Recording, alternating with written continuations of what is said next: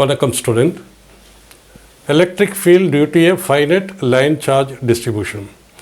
இது ஒரு line charge, அது உள்ளார சார்ஜ் எலக்ட்ரிஃபை பண்ணியிருக்கோம். எலக்ட்ரிஃபை பண்ணுற போது சார்ஜு அதில் வந்துருக்குது. இந்த சார்ஜு யூனிஃபார்ம்லி டிஸ்ட்ரிபியூட் ஆகிருக்குது. ஸோ அதை தான் யூனிஃபார்ம்லி டிஸ்ட்ரிபியூட் ஆகிருந்தால் லைன் சார்ஜ் டிஸ்ட்ரிபியூஷன் சொல்லுவோம். அந்த கண்டக்டர் ஃபைனட் லென்த்துக்கிறதுனால அந்த கண்டக்டரோட லென்த்து ஏழுன்னு வச்சுக்குவோம்.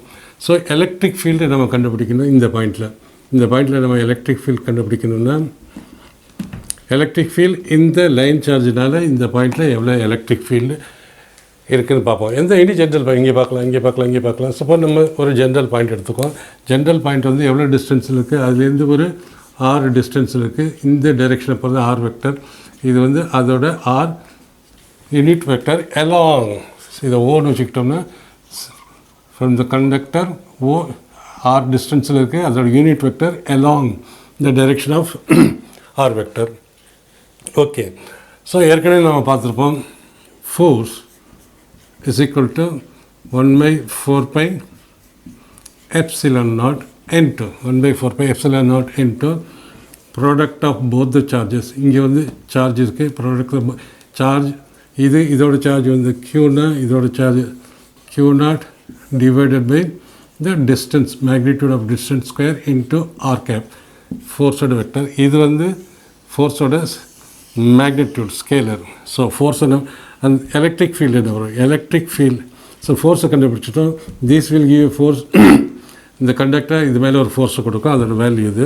And electric field is equal to force by test charge, force experienced by the test charge. So force என்ன வரும் is equal to 1/4π0 Kன்னு வச்சுக்கோம். அடிக்கடி எழுதுறதுக்கு ரொம்ப பெருசாக இருக்கும். Q/Q0/r². இது நம்ம வெக்டர் ஃபார்மில் எழுதுனா எப்படி எழுதலாம், ஆர் கேப். ஏன்னா இது வெக்டர்னா இது வெக்டர் தான் இருக்கும்.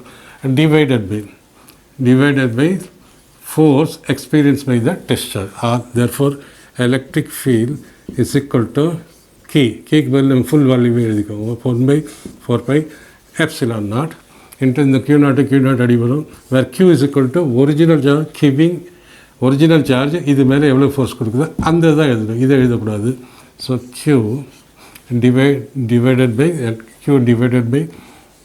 r². Q ஏன்னா இந்த Q அடிபட்டுரும். ஆர் கேப் ஆர் எலக்ட்ரிக் ஃபீல்டில் நம்ம சிம்பிளி இன் மேக்னிடியூட் எழுதலாம். 1/4 pi epsilon naught 0 K into Q/r². ஃபுல்லாகவே எழுதிடுவோம். 1/4 pi epsilon naught into Q divided by r². இதுதான் electric field.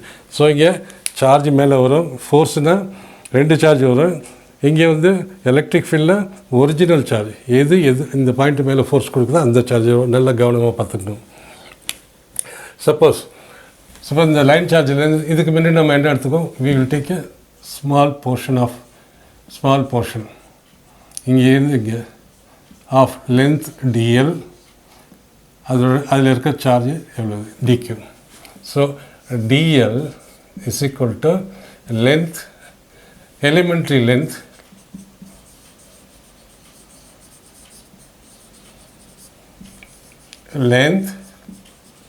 elementary length of line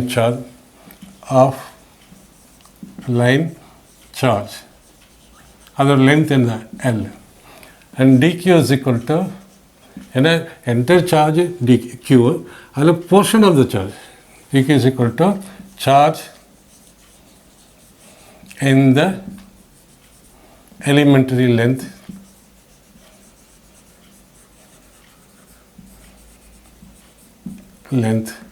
dl, elementary length dl உள்ள charge.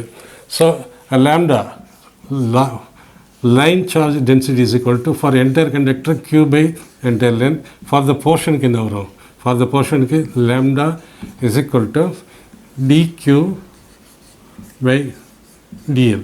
ஏன்னா இந்த போர்ஷனில் length வந்து dl, அதில் இருக்கிற சார்ஜ் வந்து dq.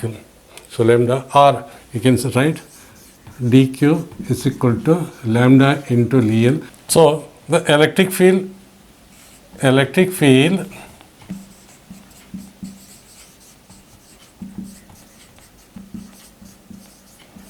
due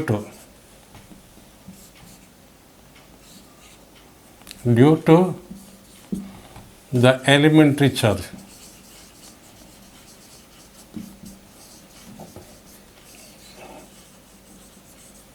dq. Elementary charge dq. இந்த elementary charge dq இது எவ்வளோ எலக்ட்ரிக் ஃபீல்டு கொடுக்குதோ அதை நம்ம ஓவர் ஃபுல் லென்த்துக்கு நம்ம இன்டெகிரேட் பண்ணோம்னா டோட்டல் லைன் சார்ஜ் இந்த பாயிண்டில் எவ்வளோ எலக்ட்ரிக் ஃபீல்டு கொடுக்குதுன்னு நமக்கு தெரிஞ்சிடும். ஸோ நம்ம பார்த்துருக்கோம் small amount of force. So the force given by this elementary length of charge dq. Small amount of force is equal to 1 by 4 pi epsilon naught. Force is equal to 1 by 4 pi epsilon naught k into product of both the charges. இதோட charge q, அதோட charge வந்து அதோட charge வந்து q naught, sorry dq into q naught divided by r square into unit vector. ஏன் சார்ஜ்னா இங்கே வந்து entire லென்த்துக்கு சார்ஜ், அதோட சார்ஜ் அண்ட் திஸ் சார்ஜ் போடுறோம். இப்போ நம்ம எதுக்கு கண்டுபிடிக்கணும்னா small amount of force given by this elementary length of charge dq. So d E எவ்வளோ வரும்? So d E d E vector is equal to 1 by 4 pi epsilon naught into dE is equal to now dF, charge experienced per unit test charge. அதுதான் dE. ஏற்கனவே நம்ம சொல்கிற electric field என்ன? force experienced by the charge, by this charge divided by force experienced by this test charge. That is force, small amount of force due to this small elemental length dl by test charge is equal to q naught. இதை நம்ம q நாட்டால் divide பண்ணால் இங்கே என்ன வரும்? So is equal to இங்கே க்யூக்கு பதில் எது create பண்ணுது? இங்கே டோட்டல் க்யூ. ஸோ இந்த போர்ஷனில் dq ஆகிடுது. So is equal to into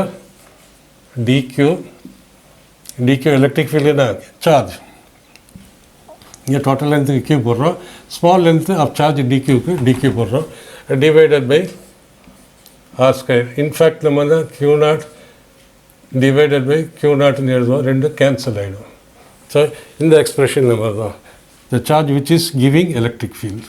இங்கே charge which is giving electric field the small portion of charge in the this length. Okay, dq into r square into r cap. நம்ம in magnitude எழுதிட்டோம்னா dE is equal to 1 by 4 pi epsilon naught dq by r square, or dE is equal to 1 by 4 pi is k ன்னு வச்சுக்கோ. அப்புறம் கடைசியாக நம்ம எழுதிக்கோ where k is equal to 4 by 4 pi epsilon naught. dqக்கு பதில் எழுதலாம் dq is equal to lambda into dl, lambda into dl divided by r square. So electric field due to electric field, இது வந்து electric field given by this length of charge dq இந்த பாயிண்டில். So entire லென்த்னா என்ன வரும்? Entire லென்த்னா இந்த portion எல்லாம் small portion எவ்வளோ electric field கொடுக்குது? So E is equal to electric field given at the point P due to இந்த full length கண்டக்டர்னு பார்க்க போனோம்னா என்ன? dE is equal to integral of dE பண்ணலாம். இந்த போர்ஷனை இது addition of all the dEs. இது ஒரு டிஇ, இது ஒரு டிஇ இந்த இடத்துல கொடுக்கும், small amount of electric field இது கொடுக்கும், எல்லாத்தையும் இன்டெகிரேட் பண்ணுறோம்னா நெட் எலக்ட்ரிக் ஃபீல்ட் இந்த என்டையர் லென்த்து அந்த பாயிண்டில் எவ்வளோ கொடுக்குதுன்னு நமக்கு தெரிஞ்சிடும். So which is equal to d into k into lambda into dl divided by r square. R total electric field is equal to நம்ம கே லேம்டா வெளியில் எடுத்துடலாம், டிவைடட் பை ஆர் ஸ்கொயர். நம்ம எதை இது பண்ணோம்? Integration of dl in vector ஃபார்மில் எழுதுனா, otherwise நம்ம இப்படி எழுதலாம் 1 by 4 pi epsilon naught, 1 by 4 pi epsilon naught கேக்கு பதில் into lambda divided by r square into dl. Dl vector, what is dl? Integration of dl is equal to L. இந்த length electric field small portion அதை entire lengthக்கு integrate பண்ணுறோம். So in vector formula இது எப்படி இருந்தால் E vector is equal to 1 by 4 pi epsilon naught into lambda by r square, lambda by r square into integral of dl into r cap. r cap என்ன வரும்? C இந்த பாயிண்ட்லேருந்து இதுதான் point B, இது point ஓன்னு வச்சுக்கோ. This is r vector. அப்படிங்கிற போது யூனிட் வெக்டர் ஆர் கேப் இந்த டைரெக்ஷனில் இருக்கும், ஆர் கேப்பும் இந்த டைரெக்ஷனில் இருக்கும். ஸோ எலக்ட்ரிக் ஃபீல்ட் எந்த டைரெக்ஷனில் இருக்கும்?